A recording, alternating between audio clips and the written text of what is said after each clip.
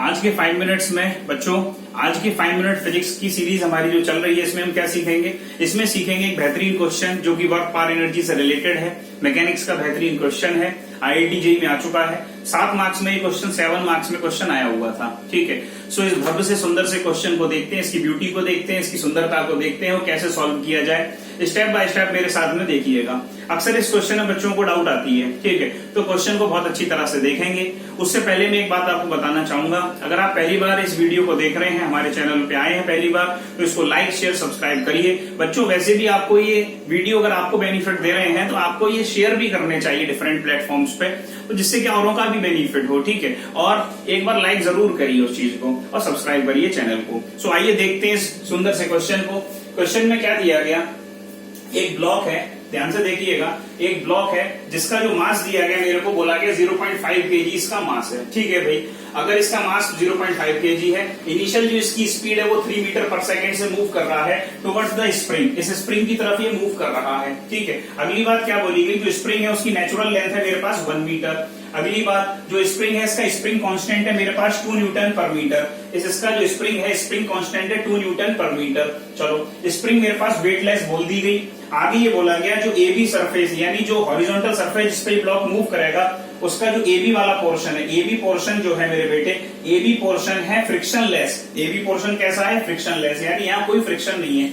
लेकिन जो पोर्शन ये B से लेके C तक है, जो पोर्शन B से लेके C तक है, यहां से लेके यहाँ का जो पोर्शन है, इसमें फ्रिक्शन है। ठीक है, जो फ्रिक्शन है उसके दोनों कोफिशिएंट दिए गए, स्टैटिक कोफिशिएंट दिया गया और काइनेटिक कोफिशिएंट दिया गया। स्टैटिक कोफिशिएंट की वैल्यू 0.22 और काइनेटिक कोफिशिएंट की वैल्यू है 0.2 मेरे पास। आगे बोला गया जो लेंथ ऑफ AB है, यानी स्ट्रैक AB की जो लेंथ है ये मेरे पास 2 मीटर है और जो BD की लेंथ है ये मेरे पास 2.14 मीटर है। अब मुझसे क्वेश्चन क्या पूछा गया? मुझसे क्वेश्चन ये पूछा गया, जब ये ब्लॉक इसको हिट करेगा, जब ब्लॉक इसको हिट करेगा तो कितना डिस्टेंस कवर करने के बाद ब्लॉक परमानेंटली रेस्ट में आ जाएगा। मैंने क्या बोला? कितना डिस्टेंस कवर करने के बाद ब्लॉक जो है वो परमानेंटली रेस्ट में आ जाएगा, ये मुझसे क्वेश्चन पूछा गया। तो चलो देखते हैं, इस क्वेश्चन को स्टार्ट करते हैं। तो सबसे पहली बात क्या की जाए, अगर मैं एक चीज देखूं, यहाँ A से लेके B तक में कोई फ्रिक्शन नहीं है। अगर A से लेके B तक में, अगर बहुत ध्यान से देखोगे तो A से लेके B तक में अगर कोई फ्रिक्शन नहीं अवेलेबल होगा तो यानी यहाँ इस पोर्शन में कोई एनर्जी का लॉस नहीं होगा। जब ये ब्लॉक यहाँ से B से मूव, यानी इस B पॉइंट के आगे मूव करना स्टार्ट करेगा तो फ्रिक्शन एक्ट होगा, इसका मीनिंग एनर्जी में लॉस आएगा। अब जो एनर्जी में लॉस आएगा वो एनर्जी में लॉस किसकी इक्विवेलेंट होगा?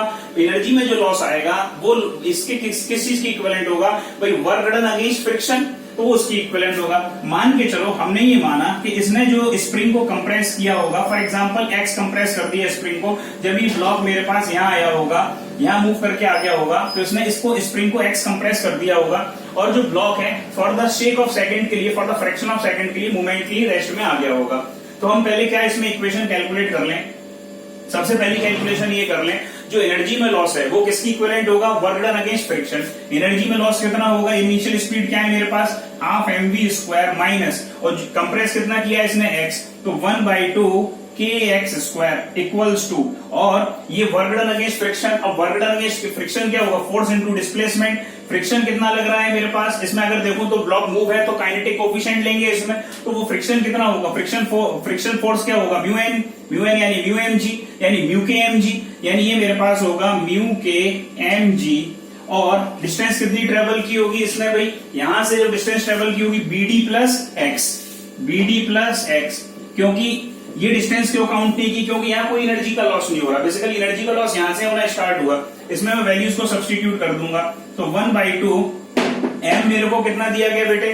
m की वैल्यू दी गई 0.5, m की वैल्यू दी गई 0.5, और जो v है मेरे पास वो कितना है? 3 का स्क्वायर माइनस 1/2, k की वैल्यू कितनी दी गई है मेरे बेटे? 2, और x कितना है मेरे पास? x²। ठीक है, ये मेरे को कैलकुलेट करना है। इक्वल्स टू म्यू के, काइनेटिक कोफिशिएंट ऑफ फ्रिक्शन कितना है मेरे बेटे? 0.2 इंटू मास है 0.5, जी की वैल्यू 10, और ये BD की वैल्यू क्या है मेरे पास? 2.14, इसको मैं नीचे नोट कर देता हूं, 2.14 प्लस x, ये मेरे पास है। जब इसको कैलकुलेट करोगे, सॉल्व करोगे तो x की वैल्यू कितनी आ जाएगी? जब इसको सॉल्व कर लेंगे तो x की वैल्यू मेरे पास कितनी आ जाएगी?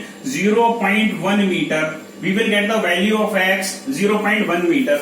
अब मैं अगर एक चीज देखूं, जो स्प्रिंग है, ये जो स्प्रिंग है, जैसे ही स्प्रिंग ब्लॉक स्प्रिंग को कंप्रेस करेगा तो स्प्रिंग क्या लगाएगी, स्प्रिंग फोर्स।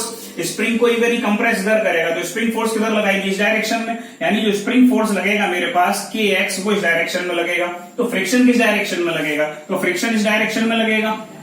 अब मैं बहुत ध्यान से एक बात इसमें देखूं, बहुत ध्यान से अगर मैं एक बात देखूं इसमें, तो जो स्प्रिंग फोर्स होगा, स्प्रिंग फोर्स कितना होगा, अगर मैं एफएसपी कैलकुलेट कर रहा हूं बेटे, तो एफएसपी की वैल्यू क्या होगी, के इंटू एक्स। तो के कितना दिया गया है इसमें, 2 न्यूटन पर मीटर और इंटू 0.1, तो इसकी वैल्यू कितनी आ गई मेरे पास, 0.2 न्यूटन।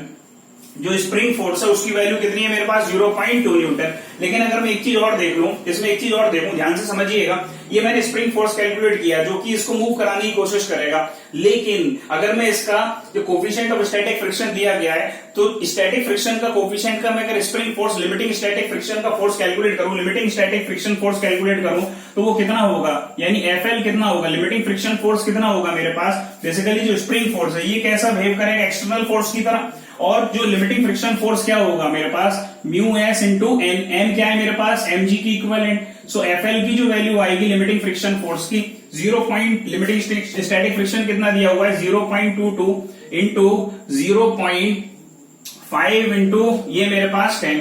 ठीक है, जब इस वैल्यू को मैं सॉल्व कर लूंगा तो इसकी वैल्यू कितनी आ जाएगी, समथिंग अबाउट, ये इससे मेरे पास 2.2 बचा, ये कैंसल आउट हो गया। सो 5 2 10 और 5 2 10 1 11। ठीक है, और ये वैल्यू मेरे पास कितने, 1 2 1.1, यानी जो लिमिटिंग फ्रिक्शन फोर्स की वैल्यू आ गई ये 1.1 न्यूटन आ गई। लिमिटिंग स्टैटिक फ्रिक्शन जो फोर्स मेरे पास लग रहा है वो 1.1 न्यूटन। अगर मैं बहुत ध्यान से देखूं तो ये जो मेरे पास स्टैटिक फ्रिक्शन फोर्स है, स्टैटिक फ्रिक्शन फोर्स की जो वैल्यू है मेरे बेटे वो कितनी आ रही है, 1.1 Newton, which is greater than external force. यानी अगर मैं इसमें देखूं तो जो लिमिटिंग स्टैटिक फ्रिक्शन फोर्स की वैल्यू आ रही है ये एक्सटर्नल फोर्स यानी स्प्रिंग फोर्स से मेरे पास ज्यादा आ रही है वैल्यू। अगर ये ज्यादा आ रही है इसका मीनिंग मैं क्या समझूं, अगर स्टैटिक फ्रिक्शन फोर्स ज्यादा है यानी लिमिटिंग फ्रिक्शन फोर्स ज्यादा है as compare to static external force, इसका मीनिंग क्या, जो ब्लॉक है वो परमानेंटली वहीं स्टॉप हो जाएगा। एज डिस्टेंस को कंप्रेस करने के बाद परमानेंटली स्टॉप हो जाएगा, फर्दर वो मूव नहीं करने देगा उसको स्टैटिक फ्रिक्शन, क्योंकि उसकी value as compare to external force spring force ज्यादा है। इसका मीनिंग क्या होगा, जो फाइनल परमानेंट रेस्ट में आने के बाद जो ब्लॉक टोटल डिस्टेंस कवर करेगा वो कितनी कवर करेगा, तो टोटल डिस्टेंस जो कवर करेगा रेस्ट में आने के बाद, सो टोटल डिस्टेंस जो कवर करेगा वो कितना, ए से लेके बी कितना है मेरे पास 2 मीटर प्लस, फिर बी से लेके डी कितना है मेरे पास 2.14 मीटर प्लस एक्स की वैल्यू मेरे पास कितनी आई है भाई, एक्स की वैल्यू कहां चली गई 0.1 मीटर, ये 0.1 मीटर, ये मेरे पास ये सारी वैल्यू को मैं जब सॉल्व कर लूंगा तो कितना हो जाएगा, ये मेरे पास वैल्यू कितनी हो जाएगी 4 और ये हो जाएगा 4.24 मीटर। सो जो फाइनल आंसर आ जाएगा मेरे पास वो कितना आ जाएगा, the final answer will be 4.24 metre. 4.24 metre तक फाइनल ब्लॉक जो मूव करेगा, टोटल डिस्टेंस जो कवर करेगा वो 4.2 मीटर कवर करेगा before finally coming to rest, यानी परमानेंटली कमिंग टू जब रेस्ट में आ जाएगा, परमानेंट रेस्ट में आ जाएगा, तो टोटल डिस्टेंस इसने कवर की होगी before coming to finally permanent rest 4.24 metre. So hence this question got solve. एक बार आप इस क्वेश्चन को देखिए, बहुत बेसिक क्वेश्चन था। सो इस वीडियो में हमने बेहतरीन क्वेश्चन देखा। थैंक यू बच्चों, आगे की बातें अगले वीडियो में। I hope so you enjoyed it. आप एंजॉय करिए, इस क्वेश्चंस को देखिए, सारी सीरीज को देखिए और अच्छे से सक्सेस पाइए।